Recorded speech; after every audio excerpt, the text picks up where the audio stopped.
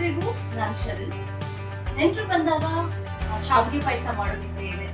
ಇವತ್ತು ಬಾದಾಮ್ milk powder ಇಂದ ಈಸಿಯಾಗಿ ಬೇಗ ಒಂದು ಪಾಯಸನ ಹೇಗೆ ಮಾಡಬಹುದು ಅಂತ ಹೇಳ್ತೀನಿ. ಬಾದಾಮಿ ಪುಡಿ ಎಲ್ಲಾ ಕಡೆ ಸಿಗುತ್ತೆ, ಅದು ಅಷ್ಟೊಂದು ಕಾಸ್ಟ್ಲಿನೂ ಆಗೋದಿಲ್ಲ.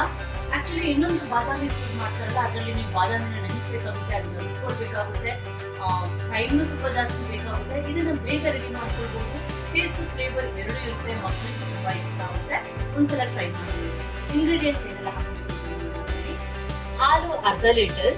ಇದು ಸ್ಕಿಮ್ಡ್ ಮಿಲ್ಕ್ ಅಲ್ಲ, ಅಂದ್ರೆ ತೆಳು ಇರೋ ಹಾಲಲ್ಲ, ನಾರ್ಮಲ್ ಹಾಲು ಇದು. ತುಂಬಾ ತೆಳು ಇರೋ ಹಾಲಲ್ಲಿ ಟೇಸ್ಟ್ ಅಷ್ಟು ಚೆನ್ನಾಗಿ ಬರಲ್ಲ. ಆದ್ರೆ ನೀವೆಲ್ಲಾದ್ರೂ ಹೆಲ್ತ್ ಕಾನ್ಶಿಯಸ್ ಆಗಿದ್ರೆ ನಿಮ್ಗೆ ಇಷ್ಟ ಇರೋ ಹಾಲನ್ನ ತಗೊಳ್ಳಿ. ಅರ್ಧ ಲೀಟರ್ ಹಾಲು ತಗೊಂಡಿದ್ದೀನಿ. ಬಾದಾಮಿ ಪುಡಿ 1/4 ಕಪ್ ತಗೊಂಡಿದ್ದೀನಿ. ಸಕ್ಕರೆ 1/4 ಕಪ್. Cornflour 3 table spoon. ಗೋಧಿ ಹಿಟ್ಟು 1 ಕಪ್ ತಗೊಂಡಿದ್ದೀನಿ. ನಾನಿಲ್ಲಿ ಸ್ವಲ್ಪ ಕೇಸರಿ ತಗೊಂಡಿದ್ದೀನಿ. ಇದು ಆಪ್ಷನಲ್, ನಿಮಗೆ ಬೇಕಾದ್ರೆ ನೀವು ತಗೊಳ್ಬಹುದು, ಇಲ್ಲಾಂದ್ರೆ ಇದನ್ನ ಸ್ಕಿಪ್ ಮಾಡಿ. ಯಾಕಂದ್ರೆ ಬಾದಾಮಿ ಪೌಡರ್ ಅಲ್ಲೇ ಸ್ವಲ್ಪ ಕಲರ್ ಇರುತ್ತೆ ಆಲ್ರೆಡಿ. ನಾನು ಇದನ್ನ ಎಕ್ಸ್ಟ್ರಾ ಹಾಕೊಳ್ತಾ ಇದ್ದೀನಿ. ಸ್ವಲ್ಪ ಉಪ್ಪು. ಪಾಯಸಕ್ಕೊಂದು ಪೂರಿ ರೆಡಿ ಮಾಡಿ ಹಾಕ್ತೀವಿ, ಅದನ್ನ ಫ್ರೈ ಮಾಡೋದಕ್ಕೆ ಒಂದ್ ಸ್ವಲ್ಪ ಎಣ್ಣೆ, ಹಿಟ್ಟು ನಾದ್ಕೊಳ್ಳೋದಕ್ಕೆ ಸ್ವಲ್ಪ ನೀರು. ಕೇಸರಿಗೆ ಸ್ವಲ್ಪ ಬಿಸಿ ಹಾಲು ಹಾಕಿರೋಣ, ಕಲರ್ ಚೆನ್ನಾಗಿ ಬಿಟ್ಕೊಳ್ಳುತ್ತೆ. ಹಿಟ್ಟನ್ನ ನಾದ್ಕೊಳ್ಳೋಣ. ಗೋಧಿ ಹಿಟ್ಟಿಗೆ ಸ್ವಲ್ಪ ಉಪ್ಪು ಹಾಕೊಳ್ತಾ ಇದ್ದೀನಿ.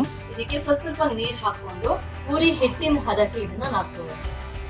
ಅಂದ್ರೆ ತುಂಬಾ ಸಾಫ್ಟ್ ಆಗಬಾರ್ದು. ಹಿಟ್ಟನ್ನ ನಾದ್ಕೊಂಡಾಗಿದೆ, ಅದನ್ನ ಒಂದು 15 ನಿಮಿಷ ರೆಸ್ಟ್ ಮಾಡೋಣ. ಆಮೇಲೆ ಅದನ್ನ ಲಟ್ಟಿಸ್ಕೊಳ್ಳೋಕೆ ಈಸಿ ಆಗುತ್ತೆ. ಒಂದು ದಪ್ಪ ತಳದ ಬಾಣಲೆಗೆ ಹಾಲು ಹಾಕೊಳ್ಳೋಣ. ಬಾದಾಮ್ ಮಿಲ್ಕ್ ಪೌಡರ್ ಹಾಕೊಳ್ತಾ ಇದ್ದೀನಿ. ಒಂದೊಂದು ಬ್ರ್ಯಾಂಡ್ ಬಾದಾಮ್ ಮಿಲ್ಕ್ ಪೌಡರ್ ಒಂದೊಂದ್ ತರ ಇರುತ್ತೆ, ಹಾಗಾಗಿ ಅದರಲ್ಲಿ ಸಕ್ಕರೆ ಇದೆಯಾ ಅಂತ ಇವಾಗ ಚೆಕ್ ಮಾಡ್ಕೊಳ್ಳಿ. ಸಕ್ಕರೆ ಕಡಿಮೆ ಇದ್ರೆ ಮಾತ್ರ ಸಕ್ಕರೆ ಹಾಕೊಳ್ಳಿ, ಇಲ್ಲಾಂದ್ರೆ ಹಾಕೊಳ್ಳೋದು. ತುಂಬಾ ಸ್ವೀಟ್ ಆದ್ರೆ ಯಾವುದೇ ಪಾಯಸ ಚೆನ್ನಾಗಿ ಟೇಸ್ಟ್ ಬರುತ್ತೆ. ನಾನು MTR ಬಾದಾಮ್ ಮಿಲ್ಕ್ ಪೌಡರ್ ತಗೊಂಡಿದ್ದೀನಿ, ಹಾಗಾಗಿ ಹಾಲಿಗೆ ಸಕ್ಕರೆ ಒಂದ್ ಸ್ವಲ್ಪ ಕಡಿಮೆ ಇತ್ತು. ನಾನು 1/4 ಕಪ್ ಅಷ್ಟು ಸಕ್ಕರೆ, 1/4 ಕಪ್ಗಿಂತ ಒಂದ್ ಸ್ವಲ್ಪ ಜಾಸ್ತಿ ಸಕ್ಕರೆ ಹಾಕೊಂಡಿದ್ದೀನಿ. ನೀವು ತಗೊಂಡಿರೋ ಬಾದಾಮ್ ಮಿಲ್ಕ್ ಪೌಡರ್ ಎಷ್ಟು ಸಕ್ಕರೆ ಇದೆ ಅನ್ನೋದ್ರ ಮೇಲೆ ನೀವು ಡಿಸೈಡ್ ಮಾಡಿ ನೀವು ಎಷ್ಟು ಹಾಕೊಳ್ಬೇಕು ಅಂತ. ನಿಮಗೆ ಸಕ್ಕರೆ ಯೂಸ್ ಮಾಡೋದಕ್ಕೆ ಇಷ್ಟ ಇಲ್ಲ ಅಂತ ಹೇಳಿದ್ರೆ ಶುಗರ್ ಫ್ರೀ ಪೌಡರ್ ಬರುತ್ತೆ, ಅಂದ್ರೆ ಸ್ಟೀವಿಯಾ ಪೌಡರ್ ಬರುತ್ತೆ, ಅದನ್ನ ಯೂಸ್ ಮಾಡಬಹುದು. ಇಲ್ಲ ಬೆಲ್ಲ ಯೂಸ್ ಮಾಡ್ತಾರೆ, ಅದನ್ನು ಮಾಡಬಹುದು. ಹಾಲು ಕುದಿ ಬರ್ತಿದೆ. ಸ್ವಲ್ಪ ನೀರು ಹಾಕೊಂಡು ಕಾರ್ನ್ಫ್ಲವರ್ನ ಮಿಕ್ಸ್ ಮಾಡ್ತಿದ್ದೀನಿ.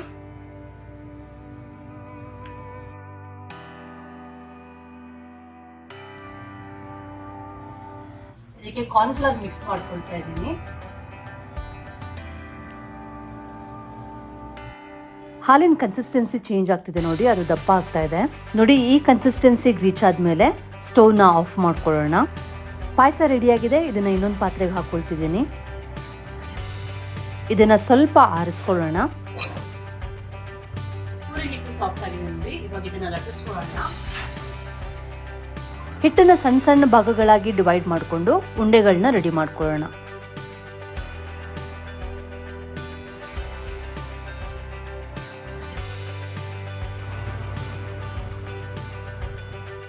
ಒಂದೊಂದೇ ಉಂಡೆಗಳನ್ನ ಲಟ್ಟಿಸ್ಕೊಳ್ಳೋಣ.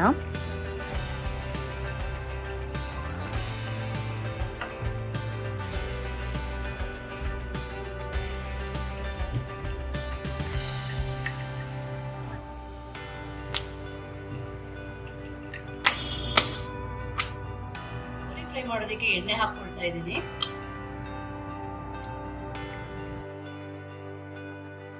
ಹದವಾದ ಬಿಸಿ ಎಣ್ಣೆಯಲ್ಲಿ ಪೂರಿಗಳನ್ನ ಒಂದೊಂದಾಗಿ ಹಾಕಿ ಪೂರಿ ಗಟ್ಟಿ ಆಗೋವರೆಗೆ ಫ್ರೈ ಮಾಡ್ಕೊಳ್ಳೋಣ.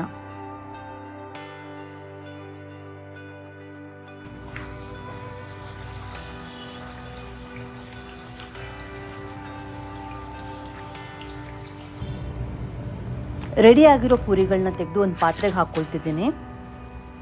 ಪೂರಿ ಫ್ರೈ ಮಾಡ್ಬೇಕಾದ್ರೆ ಅದು ಉಬ್ಬೋದು ಸಾಮಾನ್ಯ. ಅದನ್ನ ಒಂದು ಕೆಲಸ ಮಾಡಿ, ನೀವು ಪೂರಿ ಉಬ್ಬೇಕಾದ್ರೆ ಅದನ್ನ ಸ್ವಲ್ಪ ಹೊಡೆದು ಬಿಡಿ. ಹಾಗೆ ಆಮೇಲೆ ಪ್ರೆಸ್ ಮಾಡಿ, ನೀವು ನೋಡಿದ್ರಲ್ಲ ಹೇಗೆ ನಾನು ಪ್ರೆಸ್ ಮಾಡಿದೆ ಅಂತ, ಹಾಗೆ ಪ್ರೆಸ್ ಮಾಡಿ ಇಟ್ಕೊಳ್ಳಿ. ಪೂರಿ ಉಬ್ಬಬಾರ್ದು, ಸಾಫ್ಟ್ ಆಗಬಾರ್ದು, ಅದು ಹಪ್ಪಳ ತರ ಕ್ರಿಸ್ಪಿ ಆಗಬೇಕು. ಪಾಯಸದ ಜೊತೆ ಕೇಸರಿ ಹಾಕಿ ಮಿಕ್ಸ್ ಮಾಡ್ಕೊಳ್ಳೋಣ. ಒಂದ್ಸಲ ಚೆನ್ನಾಗಿ ಮಿಕ್ಸ್ ಮಾಡ್ಕೊಳ್ಳಿ.